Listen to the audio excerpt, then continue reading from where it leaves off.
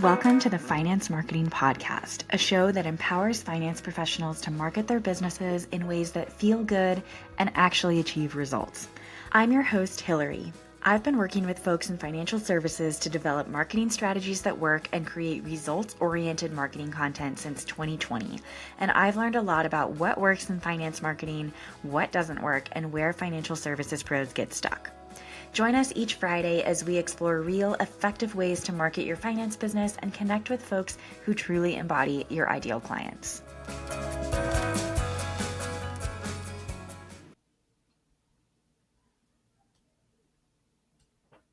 My conversation this week is with the legendary Diana Cabrices. Diana is a fractional chief evangelist to B2B wealth tech brands and an award-winning marketer. Diana is passionate about educating financial advisors on growing their firms at scale while helping select wealth tech companies truly stand out in a saturated technology market.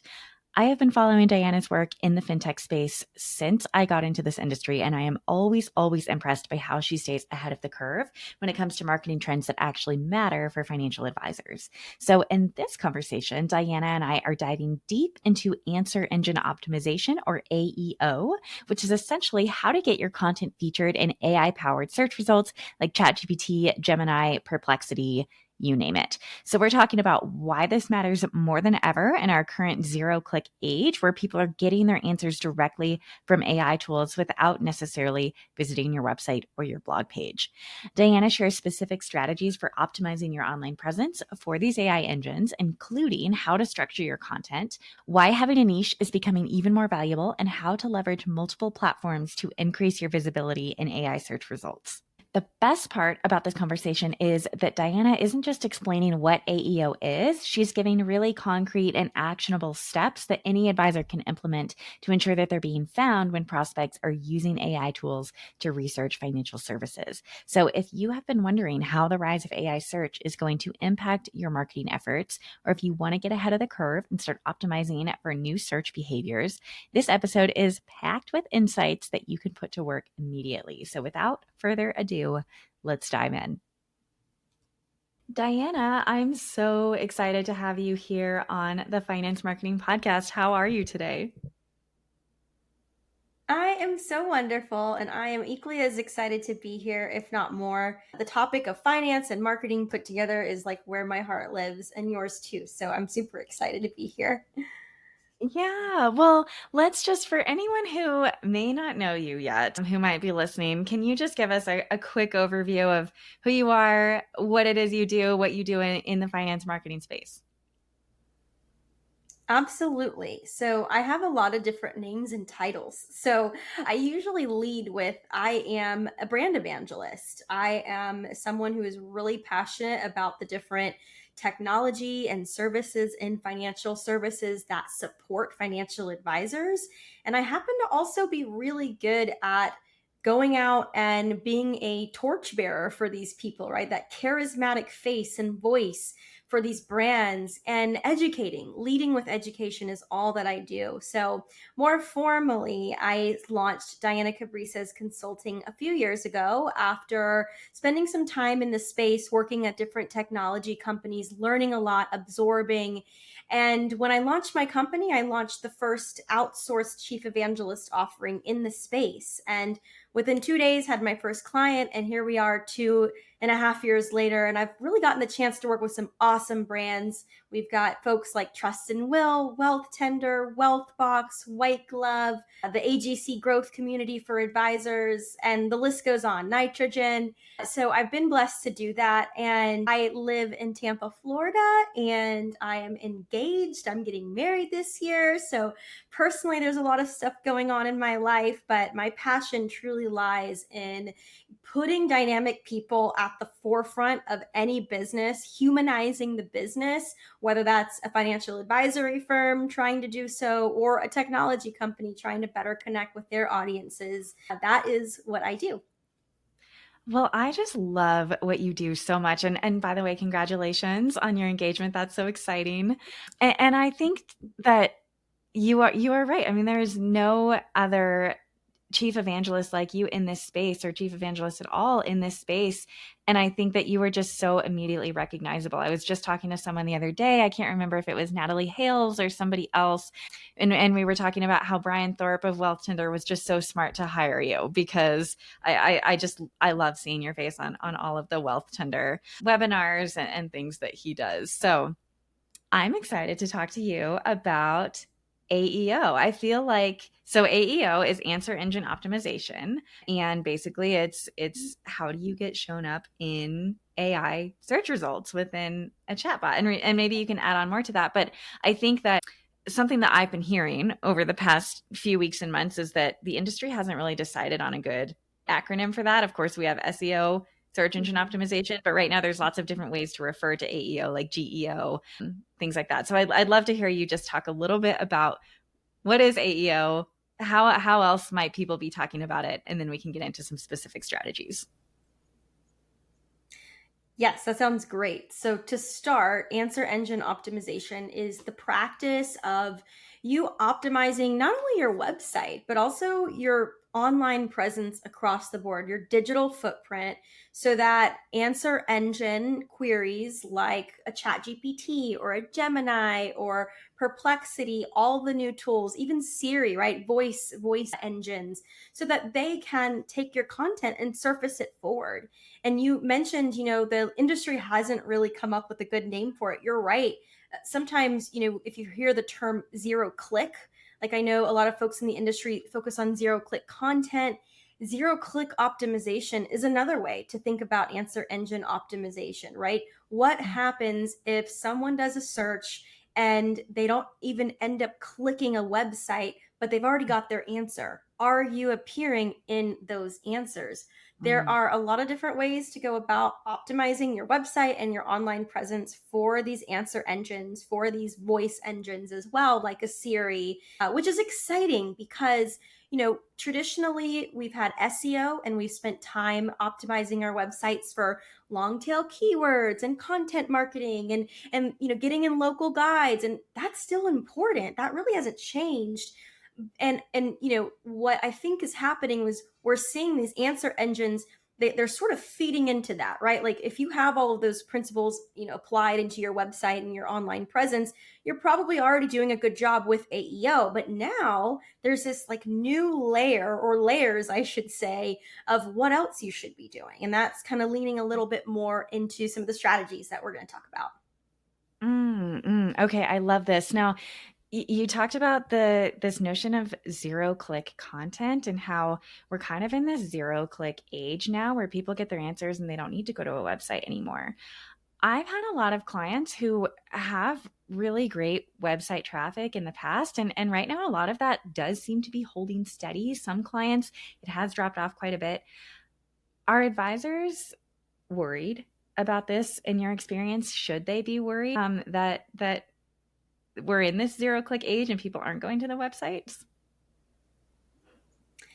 So I think the reality is that although we are in this sort of zero click age, I do still think there's, categories of people, subsets of people, demographics of people who are still going to click, right? And Mm-hmm. I think, the difference between what we used to do in the past and what's happening now is not necessarily that no one's ever going to make it to your website.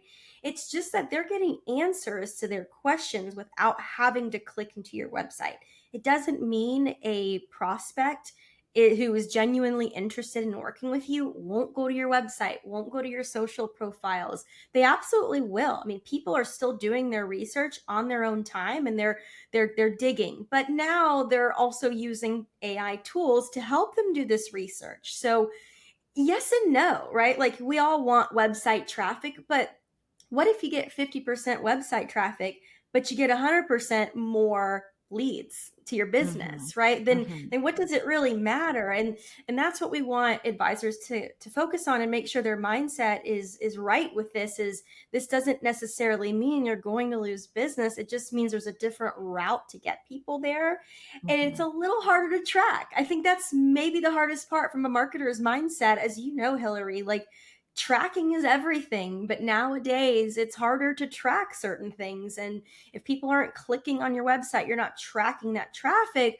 But there are other ways you can track things in the world of AEO that we can also talk about. So it's a mindset shift. I don't necessarily think they should be totally worried. I think they should be excited. And, like this is a call to Mhm. optimize, to get ready. I think you're absolutely right, Diana. And I've been having this same thought of, if you had high traffic to your website, how many people going there looking for answers and reading your educational content were really ever going to become a client or be interested in working for you anyways? And so now if the people who are clicking on your website, they want to work with you, actually, that's higher quality traffic. That's better for you in the long run anyways. So I love that. So Mhm. one thing that I have been hearing lately from advisors who are particularly niched down is that they are getting shown in ChatGPT results or Gemini results because they are so niched down. So I'm wondering if we can go down that path a little bit, and see if you think in this age of zero click content and people finding their answers, is it more important than ever to have a niche, or is that a little bit more nuanced?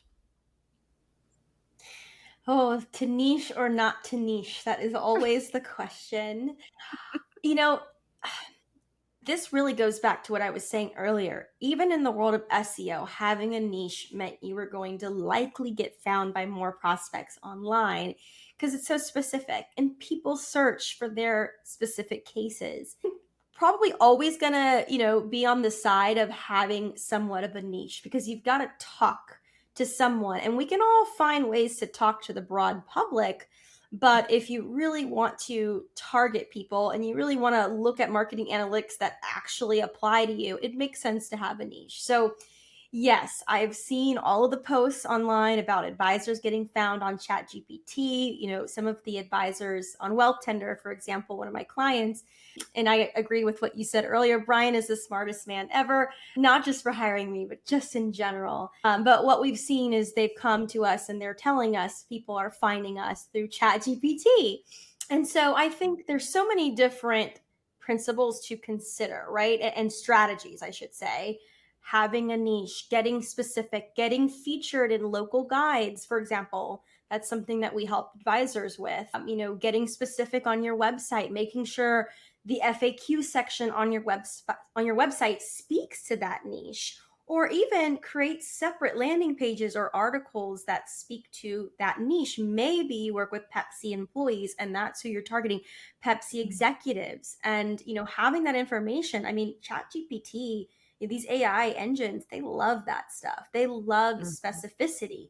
There's other things that they love too, though. It's not just having a niche. And we can go through that list. But yes, I do think having a niche is helpful.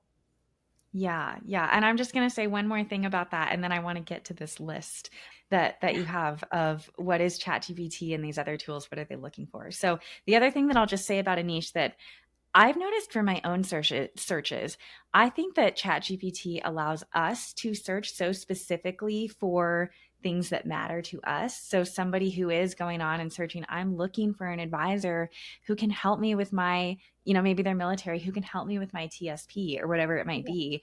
Having content that Yeah. says, yes, that's the thing that I help with as an advisor, you're more likely to get returned for that. So that was the only thing that I wanted to say too, is I think from a user perspective, we are also just getting so specific with what we're searching for. What are some other things that ChatGPT or other AI tools might look for? Now we're going to take a teeny tiny break to hear from our sponsors.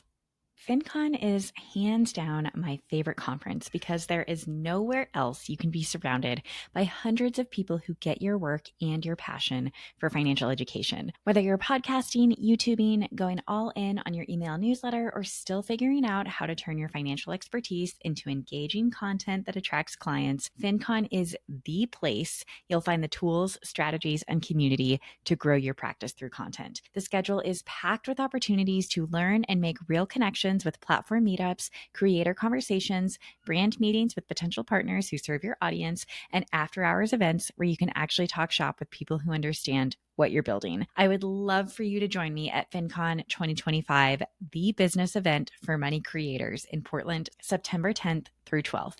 Come for the sessions and networking. Stay for the community. Make sure to use the code MONETA25 to get $25 off your creator pass. Visit finconexpo.com to grab your pass today. Oh, hey, I am a sponsor of my own podcast, and the thing that I am sponsoring just happens to be free. It's my 7-day email list growth sprint designed for advisors who are tired of posting into the void and want to actually grow their email lists with qualified leads so that you can make your email list your next best source of new clients. 7 days, 10 minutes per day, super actionable tactics that work.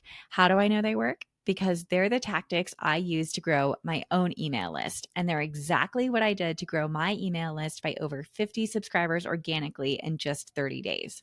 Plus, you'll get exclusive access to my custom GPT lead magnet lab that generates compliance aware lead magnet ideas specifically for financial professionals so that you can take your email list growth strategies to the next level. There is literally nothing else like it in our industry. So if you're ready to stop hoping that people will find you and start actively building your community, join the sprint at monetacopy.com/email sprint or find the link in the show notes. Thanks for listening. Let's get back to it.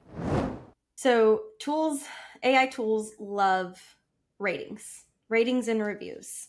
So if you're an advisor and you're using testimonials within your marketing, there's a much greater chance that your content, your website, your social profiles, wherever you're featuring these reviews, is going to get featured directly in AI search results. We've actually seen AI summarize reviews on behalf of advisors on Wealth Tender who have, let's say, 20 reviews. AI will basically summarize and say, here's what the general consensus is about this advisor. Here's what people are saying.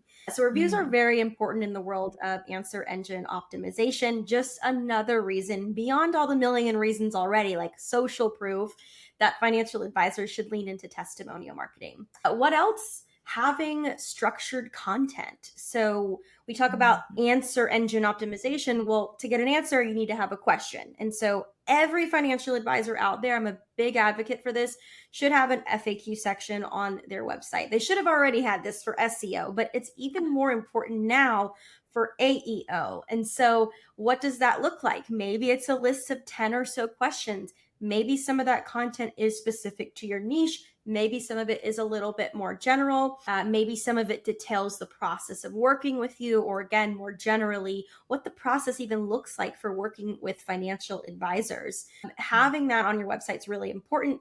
There's this other thing that is kind of making its way into the picture here, and that's having schema. And so schema is sort of, JSON coding on the back of your website that basically buckets your sections of your website. It's almost like putting a sticky note on a section of your website that tells these AI engines, this is my review section, or this is my FAQ section, or here's where I have this type of content, product content, right? The list goes on. And so structured content, Q&A format, but also on the back end of coding with schema is going to be really important. The last thing I'll say to give you another idea is awards. So I said rating and reviews earlier. This one kind of goes along with that one, but being featured on, industry publications. Maybe you took home a Think Advisor luminary, or maybe you're an Investment News Rising Star or a Woman to Watch. This is also what AI loves because it finds that credibility. And that's what it wants to surface for. It wants to surface for the most credible results out there. And so if you're an advisor winning awards, amazing. Make sure you feature them. Do it compliantly, of course. We recently launched at Wealth Tender the Voice of the Client Awards, and it's based 100% on what clients are saying about their advisor, how many reviews they collected, how many of them are 5-star, what's being said in the review, the content of the review itself. All of that matters. So, being featured in awards and featuring them on your website, in your marketing, on social is really important. There's more. I could continue going on, right? But I want to stop there and take a pause. Well, yeah, let me just maybe ask some quick follow-up questions or offer some thoughts, and then I do want to hear more. So you mentioned schema almost on the back end, kind of tagging your content so that these engines can recognize what it is. I read an article about schema who was actually it was written by a copywriter.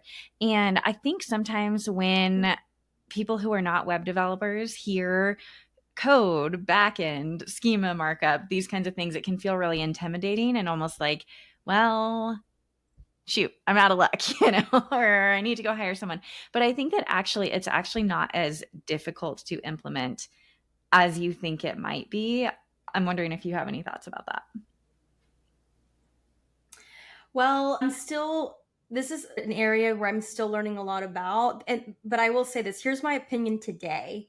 My opinion today is if you have a website provider, great, have them do it. And most financial advisors with a website probably had somebody create their website. So don't get Mm-hmm. mentally boggled down with this new language and this new strategy, Mm-hmm. because you shouldn't really be the one to do it. But it sounds like, Hillary, maybe you know that it's pretty easy to do. So that's really exciting. And you're teaching me something new right now. And then on the second hand is I said in the beginning, it's about optimizing your website, but also your overall online presence.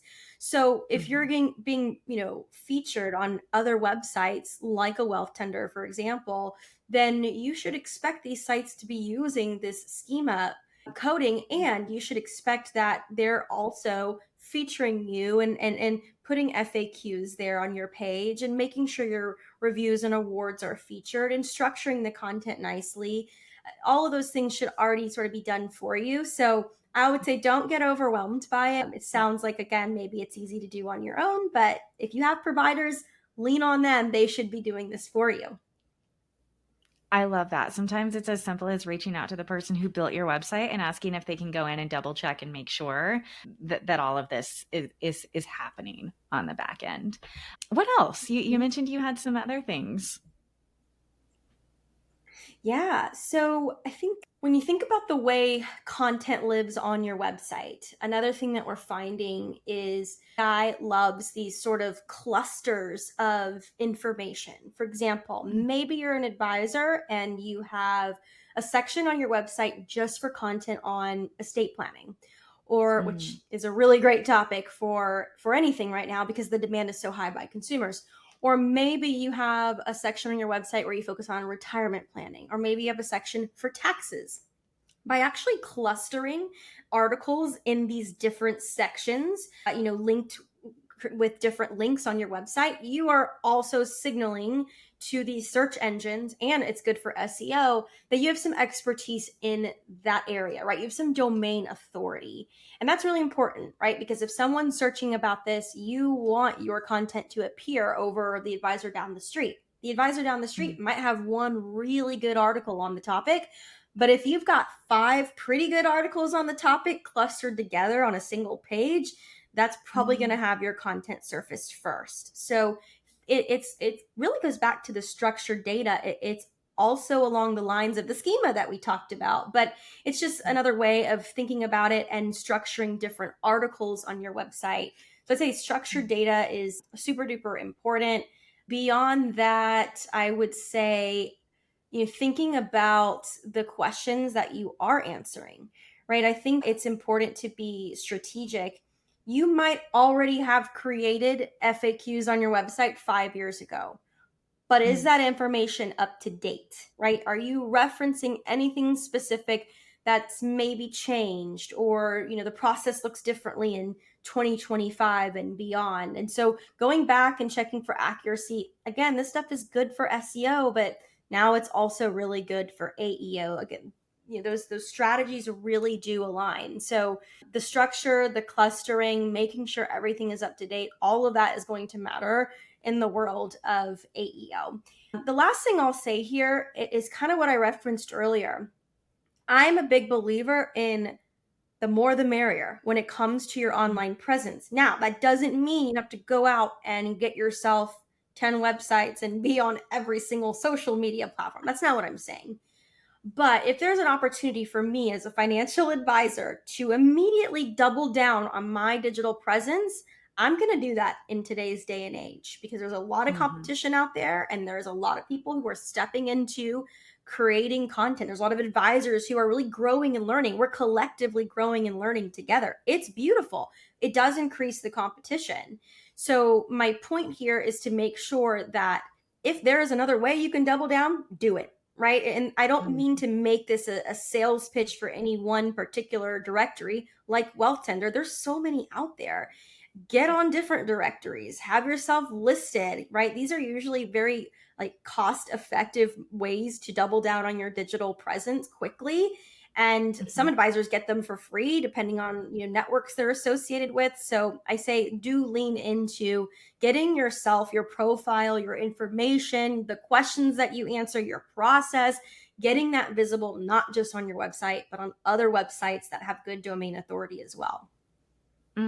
Oh, I love that. Okay. Well, so I have some follow-up questions. I don't know if you'll know the answers to all of them, but I'm just going to do kind of like a little rapid fire round if we can. So I have Let's heard do it. that I've heard that it's not just the content on your website that matters. These AI search engines, they can also kind of bring in or reference content that you're creating on other platforms, whether that be LinkedIn, whether that be Instagram. Kind of your social presence, your social footprint matters as well beyond just your website copy, your blogs, things like that. Do you know if that's true? So that's absolutely true. And it's so funny you bring that up because before I hopped on to this podcast with you, I just wanted to pull an AI search for myself. And I said, who is Diana Cabrices? And a lot of what popped up in the summary was not just from my own website, but it was from other websites where I have delivered content on. And so you're Mm, absolutely right. And this is exactly what I just said in my last point is, double down, triple down, quadruple down if you can. Get yourself featured on other websites, not just your own. Put content out on mm, other websites. You could talk about a PR angle here and making sure you're friendly with industry reporters and journalists and you're pitching great content here and there. Most financial advisors get overwhelmed by that, which I totally understand. And personally, I help them with because most advisors are not PR experts or marketing experts. But the point is here, yes, these engines love these different content platforms, not just your own.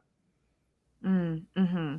And then the other, so this is more related to an SEO question and if there's overlap in these two different strategies. Again, if you don't know the answer, that's totally fine.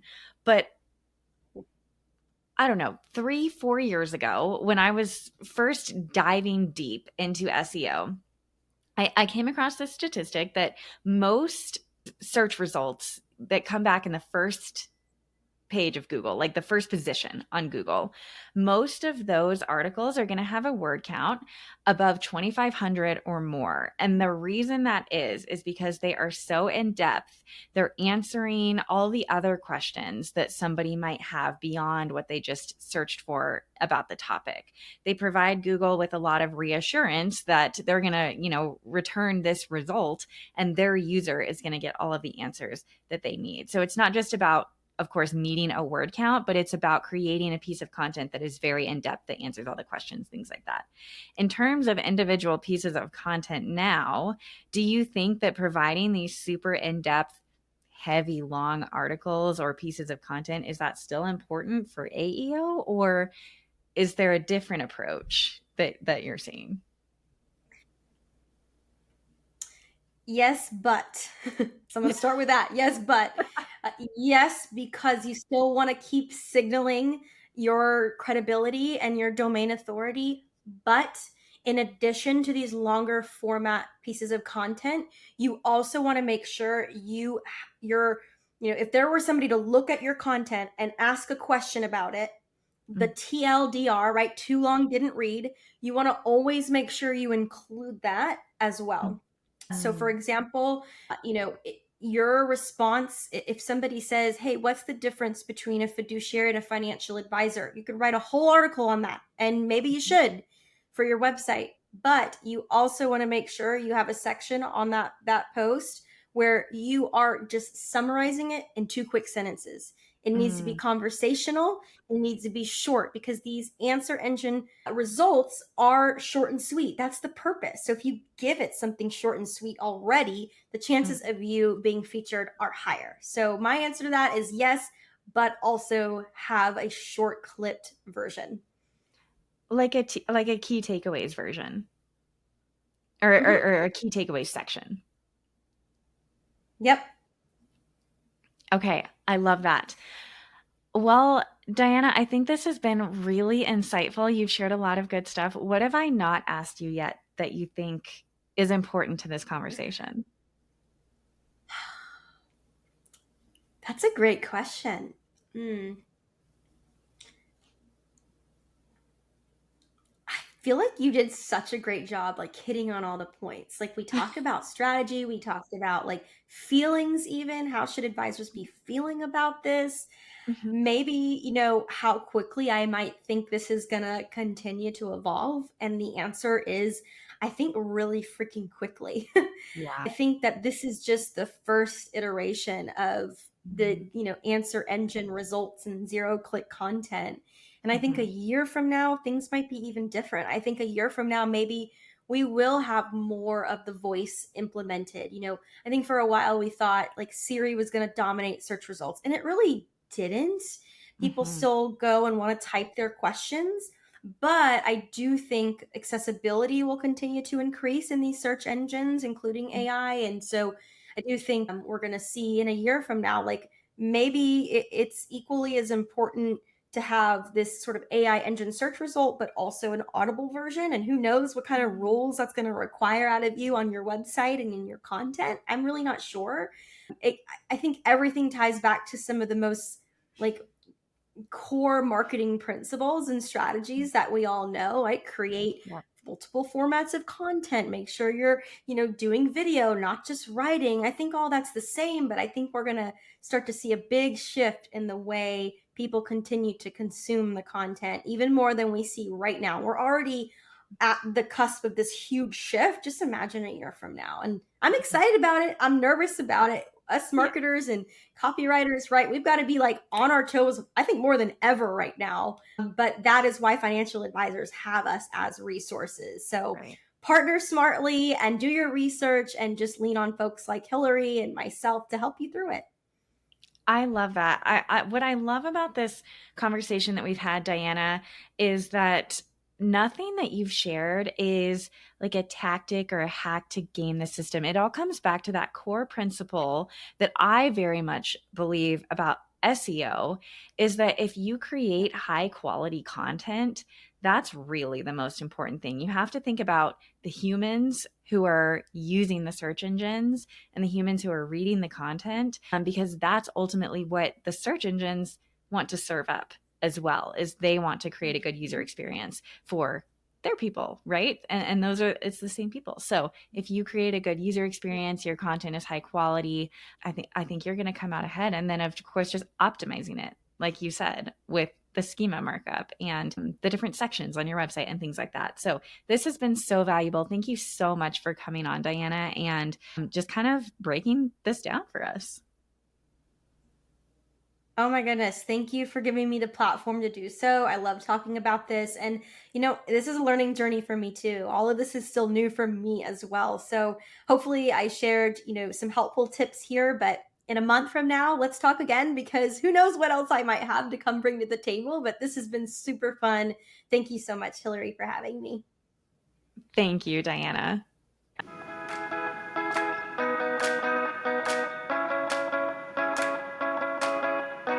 Thank you so much for joining us on this episode of the Finance Marketing Podcast. If you're eager to market your business in a way that feels good and actually gets results, sign up for the Finance Marketing Podcast newsletter in the show notes so you never miss another episode. If you liked what you heard today, please be sure to subscribe to the show on your favorite listening app and leave a review on Apple Podcasts. We'll see you back here next Friday.